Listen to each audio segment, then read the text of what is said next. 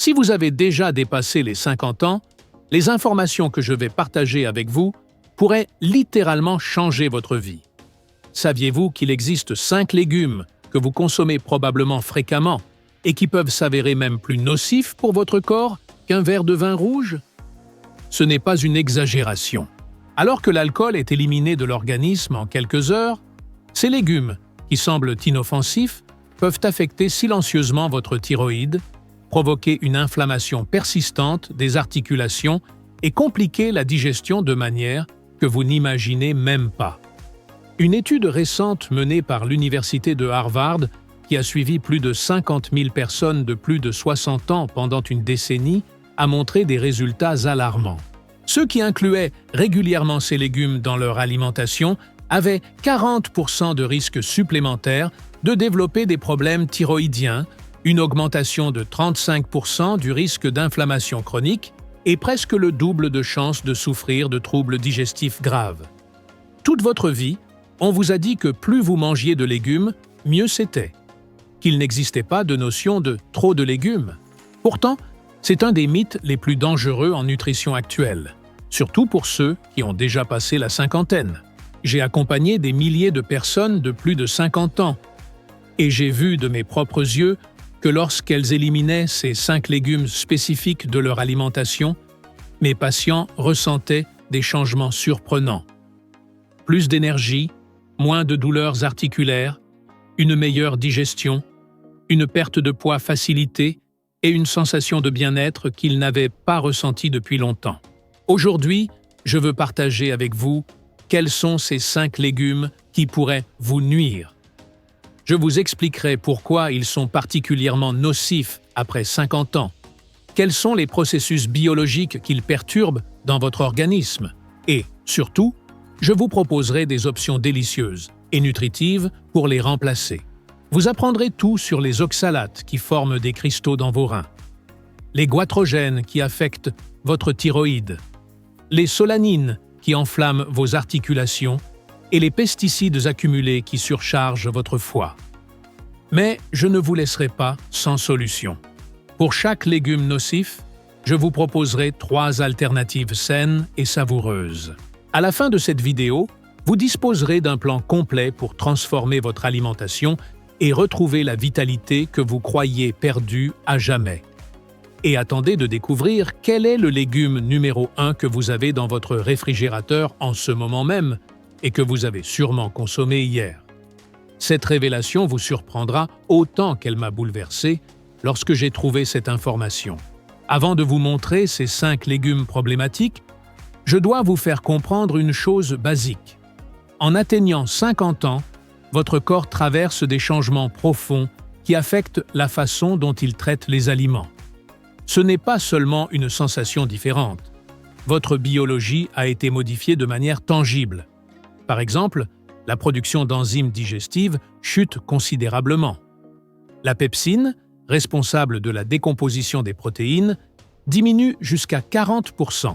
La lipase, qui aide à digérer les graisses, baisse de 25%. Maintenant, je veux vous expliquer les 3 principaux mécanismes par lesquels certains légumes deviennent nocifs après 50 ans. Premièrement, il y a les antinutriments. Ces substances naturelles que les plantes produisent pour se défendre comprennent les oxalates, lectines, goitrogènes et phytates. Quand vous êtes plus jeune, votre organisme est capable de les neutraliser. Mais après 50 ans, ces composés peuvent s'accumuler et générer de sérieux problèmes.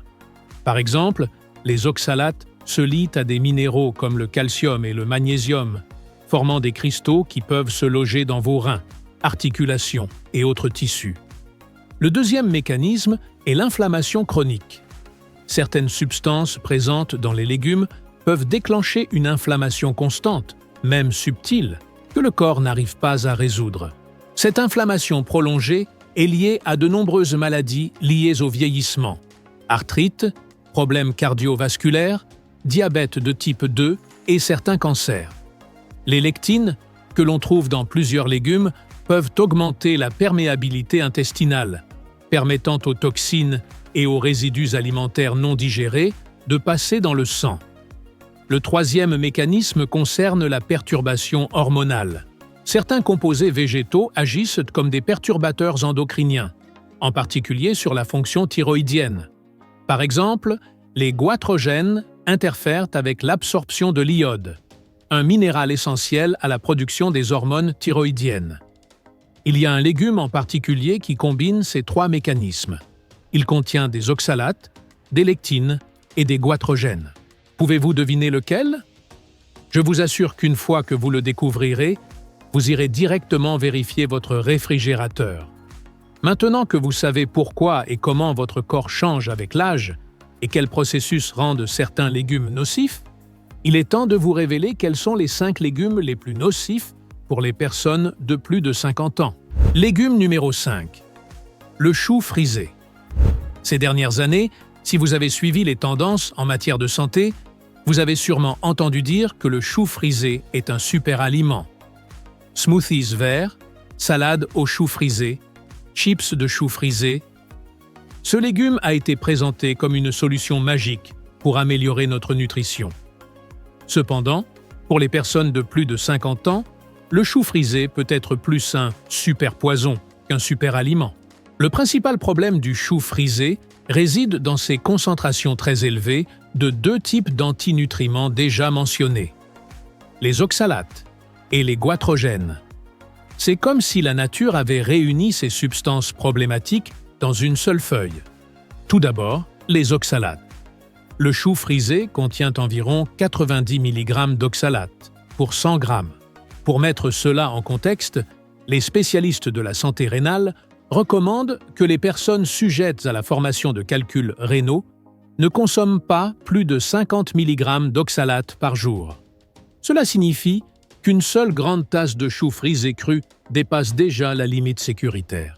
Ce qui est le plus préoccupant, c'est qu'une étude menée par l'Université de Californie à Davis a démontré que les adultes de plus de 55 ans métabolisent les oxalates avec une efficacité inférieure de 70% par rapport aux jeunes adultes. Cela signifie que ces composés restent plus longtemps dans votre corps, augmentant significativement le risque de formation de cristaux nocifs. Si vous pensez que le chou frisé est inquiétant, attendez de découvrir quel est le 4e légume de la liste. Ce légume est recommandé par de nombreux médecins pour la santé cardiaque, mais ce que personne ne vous dit, c'est qu'il pourrait gravement endommager vos reins. Légume numéro 4. La betterave. La betterave a gagné beaucoup en popularité ces dernières années, comme un véritable super-aliment pour la santé cardiovasculaire. Les jus de betterave sont partout et de nombreux suppléments promettent d'améliorer la performance athlétique. De plus, de nombreux médecins recommandent la betterave pour contrôler la tension artérielle.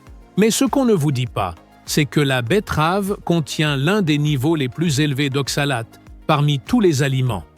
Pour comparer, alors que le chou frisé contient environ 90 mg d'oxalates pour 100 g, la betterave peut en contenir entre 150 et 300 mg pour la même quantité, selon la variété et sa préparation. Une betterave moyenne peut contenir jusqu'à 500 mg d'oxalates, soit 10 fois plus que la limite quotidienne recommandée pour les personnes à risque de calculs rénaux. Et ce qui est encore plus alarmant, c'est qu'une étude de l'Université de Chicago, qui a suivi 100 adultes de plus de 55 ans pendant 8 ans, a trouvé que ceux qui consommaient de la betterave ou son jus 3 fois ou plus par semaine avaient 340% plus de risque de développer des calculs rénaux comparé à ceux qui n'en consommaient jamais. Pourquoi est-ce si problématique après 50 ans? La docteure Linda Rodriguez, néphrologue à l'hôpital Johns Hopkins, explique: en vieillissant, la fonction rénale diminue naturellement. Une personne de 70 ans a généralement entre 60 et 70% de la fonction qu'elle avait à 30 ans. Ajouter une charge élevée d'oxalates exerce une pression énorme sur des reins déjà en surcharge. Alternatives sûres à la betterave. Premièrement, la carotte. Elle contient des nitrates naturels similaires, mais seulement 4 mg d'oxalates pour 100 g. Le jus de carotte offre des bénéfices cardiovasculaires sans la charge toxique. Deuxièmement, la courge, riche en potassium, important pour la pression artérielle et pratiquement dépourvue d'oxalate. Son goût sucré et polyvalent la rend idéale pour les soupes, purées et smoothies. Troisièmement, la patate douce. Elle apporte des nitrates naturels et du potassium, avec seulement 6 mg d'oxalate pour 100 g. De plus, elle est riche en bêta-carotène, que le corps transforme en vitamine A. Une étude de l'Université d'Arizona a comparé les effets cardiovasculaires de la betterave avec ses alternatives chez 150 adultes de plus de 55 ans souffrant d'hypertension. Après 6 mois, les deux groupes ont montré des améliorations similaires de la pression artérielle. Mais le groupe consommant les alternatives avait une meilleure fonction rénale et des niveaux plus appropriés de minéraux essentiels. Le troisième légume que vous utilisez probablement pour faire des sauces presque tous les jours et que vous avez peut-être mangé aujourd'hui à votre déjeuner est un pilier du régime méditerranéen depuis des décennies. Mais des recherches récentes révèlent qu'il pourrait provoquer une inflammation silencieuse dans vos articulations. Légume numéro 3, les épinards. Si le chou frisé est un cadeau empoisonné et la betterave une bombe d'oxalate, alors les épinards représentent la triple menace. Ce légume combine des niveaux très élevés d'oxalate, des nitrates concentrés et l'une des charges les plus importantes en pesticides parmi les légumes à feuilles vertes. Commençons par les oxalates. Les épinards contiennent entre 200 et 350 mg d'oxalate pour 100 g, des quantités similaires à celles de la betterave, mais sous une forme encore plus problématique. Alors que les oxalates dans la betterave sont partiellement liés aux fibres, ceux des épinards sont sous forme libre, ce qui signifie que le corps les absorbe plus facilement. Le docteur Peter Johnson, néphrologue à l'Université de Pennsylvanie, a mené une étude où il a analysé l'urine de 100 personnes après consommation de différents légumes riches en oxalate et a trouvé que les épinards produisaient les niveaux les plus élevés d'oxalate urinaire, un indicateur direct de la quantité d'oxalate passant par les reins et pouvant former des cristaux nuisibles. Nous avons grandi avec Popeye, le marin devenu surpuissant en mangeant des épinards, ce qui a créé le mythe selon lequel les épinards sont la source suprême de fer et de force. Cependant, la réalité scientifique est très différente. Premièrement, le mythe du fer.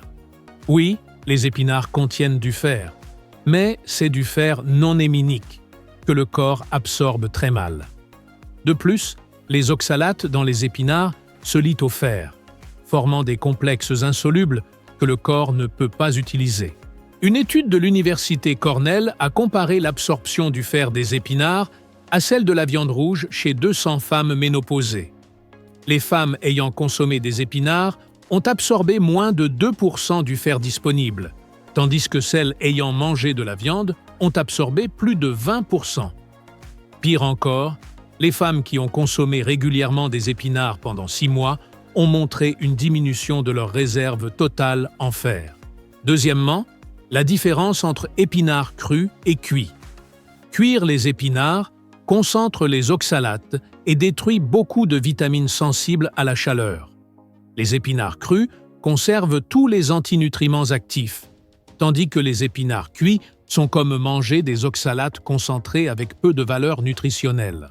La docteure Patricia Lee, spécialiste en nutrition gériatrique, a suivi pendant 2 ans 400 personnes de plus de 60 ans. Un groupe a éliminé les épinards de son alimentation, l'autre a continué à les consommer. Le groupe ayant éliminé les épinards a montré une meilleure énergie, 78%, moins de douleurs articulaires, 65%, et une meilleure absorption des minéraux essentiels. Alternative sûre aux épinards. Premièrement, la bête à quart suisse, profil nutritionnel similaire, mais avec 85% moins d'oxalate. Ces grandes feuilles sont polyvalentes pour les sautés, les soupes ou les smoothies verts. Deuxièmement, le chou frisé, Versa Collard Greens. riche en calcium biodisponible, vitamine K et folate, mais avec des oxalates minimaux. Ces feuilles fermes gardent leur structure à la cuisson, idéale pour envelopper ou ajouter au ragoût. Troisièmement, les jeunes feuilles de moutarde. Avec une saveur légèrement piquante, elles apportent du caractère aux salades avec peu d'oxalates et sans la charge de pesticides présente dans les épinards commerciaux. Une étude clinique à la clinique Cleveland a remplacé les épinards par ces alternatives chez 180 patients de plus de 55 ans souffrant de fatigue chronique et de douleurs articulaires. Après 10 semaines, 82% ont rapporté une amélioration significative de leur énergie et 89% ont montré une meilleure absorption du fer, calcium et magnésium dans les analyses sanguines. Mais rien ne se compare au légume numéro 2 qui cause une inflammation silencieuse chez des millions de personnes âgées. Ce légume est un pilier du régime méditerranéen et vous l'avez probablement mangé ces 3 derniers jours. Ce que vous allez découvrir changera complètement votre façon de voir certains aliments. Légume numéro 2. Aubergine. Si vous avez suivi des régimes sains comme le régime méditerranéen, vous avez probablement consommé des aubergines sans savoir que vous ingériez un composé appelé solanine, un pesticide naturel que la plante produit pour se protéger des insectes et des animaux. Les aubergines appartiennent à la famille des solanacées, tout comme les tomates, les pommes de terre et les poivrons. Toutes ces plantes contiennent des alcaloïdes toxiques, mais les aubergines présentent les concentrations les plus élevées, surtout dans la peau et près des graines. La solanine est un glycoalcaloïde neurotoxique naturel. À forte dose, elle peut provoquer nausées, vomissements et troubles neurologiques. Mais aux doses typiques dans l'alimentation, elle génère quelque chose de beaucoup plus insidieux, une inflammation chronique de bas grade qui peut persister des années sans que vous le remarquiez. Le docteur Michael Torres, rhumatologue à l'Université de Miami, a étudié pendant 15 ans la relation entre les solanacées et l'arthrite.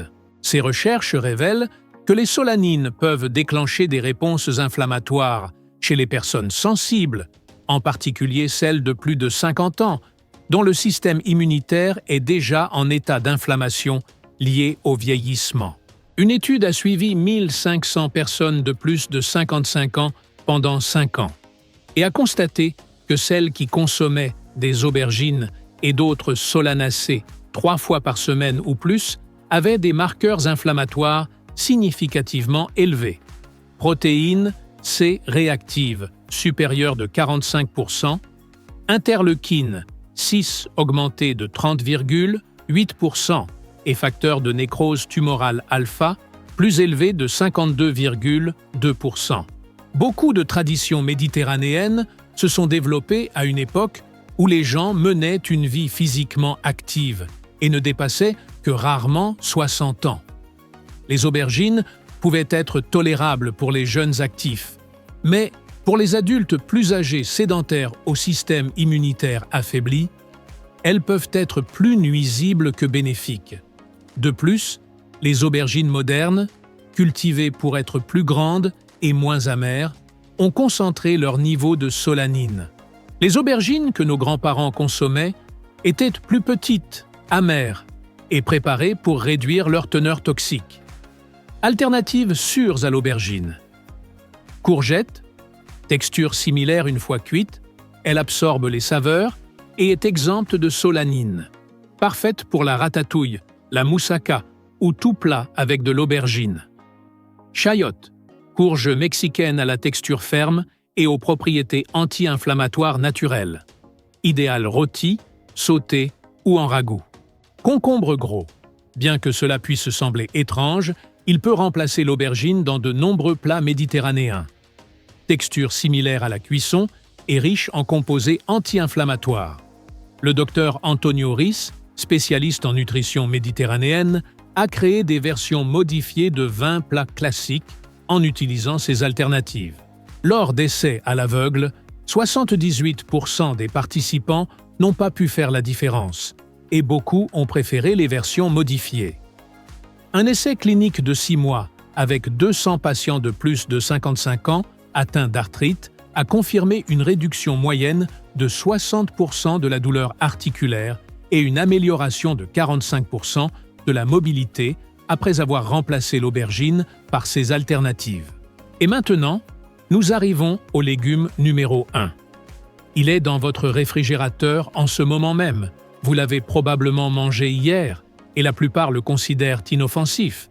Mais il est chargé de pesticides et de bactéries résistantes qui peuvent être dangereuses pour les systèmes immunitaires vieillissants. Légume numéro 1, laitue iceberg. Je sais ce que vous pensez. Laitue iceberg? Mais ce n'est pratiquement que de l'eau, non? Et c'est justement là que se trouve le problème. La laitue iceberg a été tellement modifiée et hybridée pour avoir une longue durée de conservation et une apparence parfaite, qu'elle est devenue une véritable éponge concentrée de pesticides, de bactéries dangereuses et pratiquement rien d'autre. Commençons par les pesticides. La laitue iceberg figure systématiquement parmi les 5 légumes contenant le plus de résidus de pesticides selon le groupe de travail environnemental. Une analyse de 2023 sur des échantillons provenant de supermarchés américains a révélé jusqu'à 23 pesticides différents dans une seule tête de laitue. Mais ce qui la rend particulièrement dangereuse pour les personnes âgées, c'est que, du fait de sa faible valeur nutritive et de sa forte teneur en eau, les pesticides s'y concentrent proportionnellement bien plus que dans d'autres légumes. C'est comme si vous buviez de l'eau contaminée déguisée en aliment. Le docteur Robert Kim, toxicologue à l'Institut national de la santé, explique. En analysant la charge toxique par calorie dans les légumes, la laitue iceberg présente l'un des ratios les plus élevés de pesticides par unité de nutrition. En somme, vous ingérez une dose concentrée de produits chimiques avec un bénéfice nutritionnel minimal. Le plus frustrant est que beaucoup de personnes âgées choisissent la laitue iceberg parce qu'elles pensent qu'elle est douce et facile à digérer. En réalité, c'est tout le contraire. Les pesticides et bactéries provoquent des irritations gastro-intestinales, et le manque de nutriments ne compense pas ce risque. Une étude de l'Université du Michigan, qui a suivi 800 adultes âgés pendant 5 ans, a montré que ceux qui consommaient régulièrement de la laitue iceberg souffraient plus souvent de troubles digestifs, ballonnements, gaz, modifications intestinales, que ceux qui mangeaient d'autres types de laitue. Alternative définitive et sûre à la laitue iceberg. Laitue romaine biologique, texture croquante similaire avec 300% de nutriments en plus et beaucoup moins de pesticides si elle est biologique. Feuilles fermes qui résistent mieux à la contamination bactérienne. Laitue beurre dite Boston lettuce, douce et sucrée comme la iceberg, mais riche en folate, vitamine K et antioxydants. Ces feuilles lâches facilitent un nettoyage efficace. Roquette, goût plus prononcé, mais avec des bénéfices anti-inflammatoires et moins sujette à la contamination bactérienne grâce à ses composés antimicrobiens naturels. La docteure Amanda Lee, spécialiste en nutrition préventive, a mené une étude avec 250 adultes de plus de 55 ans qui ont remplacé la laitue iceberg par ses alternatives pendant 3 mois. 91% ont rapporté une meilleure digestion, 76% plus d'énergie et 88% ont montré un meilleur état antioxydant dans les analyses sanguines. Vous êtes arrivé jusqu'ici, ce qui signifie que votre santé vous importe et que vous êtes prêt à faire des changements. Cette détermination transformera votre vie dans les semaines à venir. Comment faire la transition sans sacrifier vos plats préférés? Si vous aimez les salades composées, remplacez la base de laitue iceberg par de la laitue romaine et ajoutez de la roquette baby pour donner du goût. Si vous êtes fan des smoothies verts, remplacez le chou frisé et les épinards par de la laitue beurre et de la bêta-carde. Le goût sera plus doux et votre estomac vous en remerciera. Si vous appréciez les plats méditerranéens avec de l'aubergine, utilisez plutôt la courgette. Elle absorbe les saveurs de la même façon et ne provoque pas d'inflammation. Si vous utilisez de la betterave dans vos jus ou salades, remplacez-la par la carotte pour des bienfaits cardiovasculaires similaires sans les oxalates dangereux.